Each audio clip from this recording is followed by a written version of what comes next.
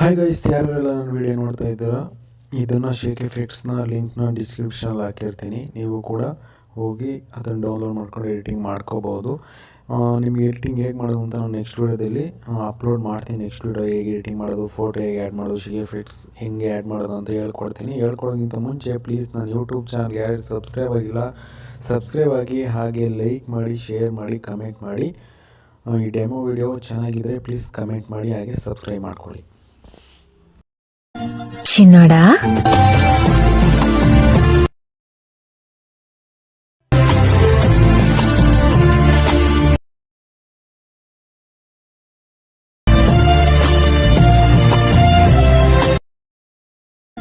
ಚಿನ್ನಡ